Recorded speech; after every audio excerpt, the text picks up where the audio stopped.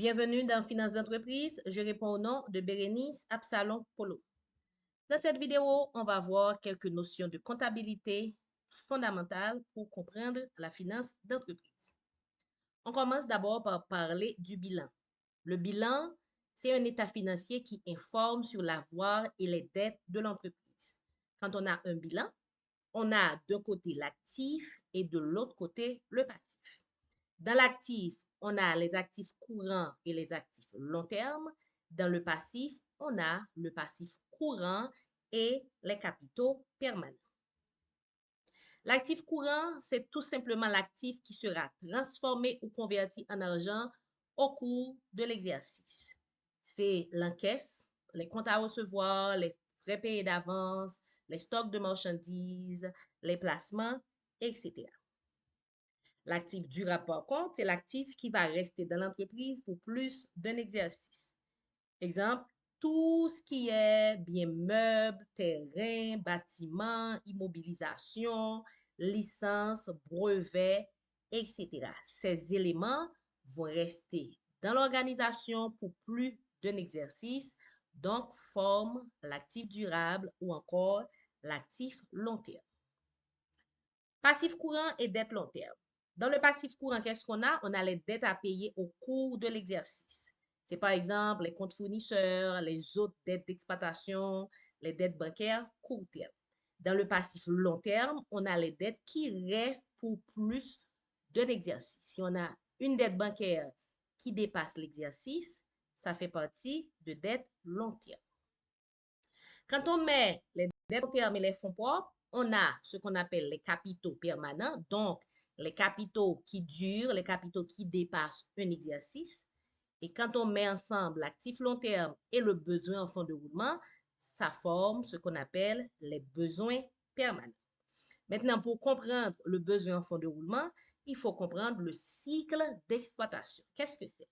Le cycle d'exploitation, c'est le processus qui commence avec l'achat de matières premières pour s'arrêter à l'encaissement des fonds des clients. Quand une entreprise existe, l'entreprise fait une activité.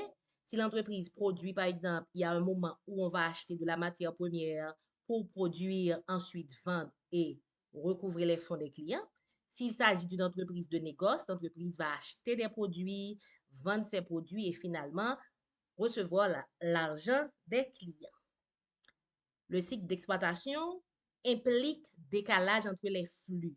Les flux physiques ne se font pas en même temps que les flux monétaires. On peut livrer la marchandise, mais on n'a encore rien reçu. On peut recevoir la marchandise, mais on n'a encore rien payé. Un exemple de cycle d'exploitation, on a la réception de marchandises, il y a un temps qui passe, on va payer les fournisseurs après, il y a un temps qui passe, on va vendre et livrer. Ensuite, il y a un délai qu'on va accorder au client. C'est finalement après un certain temps qu'on va recevoir le paiement des clients. Donc, il y a décalage entre les flux et ça va créer des besoins de financement. L'actif cyclique, c'est un actif court terme et cet actif dépend du cycle d'exploitation. Cet actif va exister tant et aussi longtemps que le cycle existe. Les comptes à recevoir, les frais payés d'avance, les stocks sont des actifs cycliques. L'actif non cyclique, c'est aussi un actif courant, mais c'est un actif courant qui ne dépend pas du cycle d'exploitation. Exemple, l'encaisse, les placements. Quelle est la différence entre passif cyclique et passif non cyclique? C'est simple. On sait que le passif cyclique, c'est un passif courant. Donc, c'est une dette de court terme qui dépend du cycle d'exploitation. Fournisseurs, reçus d'avance, à payer, etc. sont des éléments cycliques. Le passif non cyclique, par contre, c'est une dette qui ne dépend pas du cycle d'exploitation. Si on a une dette bancaire de court terme, c'est un passif courant, mais c'est un passif non cyclique. Je reprends, une dette bancaire de court terme, c'est un passif courant, mais c'est un passif non cyclique. Pour conclure, on va dire que Dans le bilan, on va trouver les actifs et les passifs. Au niveau des actifs, il y a l'actif court terme et l'actif long terme. Au niveau du passif, il y a le passif court terme et les capitaux permanents. Au niveau de l'actif court terme, on va avoir les actifs qui dépendent du cycle d'exploitation, les actifs cycliques, et les actifs qui ne dépendent pas du cycle d'exploitation, les actifs non cycliques. Ce sera la même chose au niveau du passif. Passif courant qui dépend du cycle d'exploitation, passif cyclique.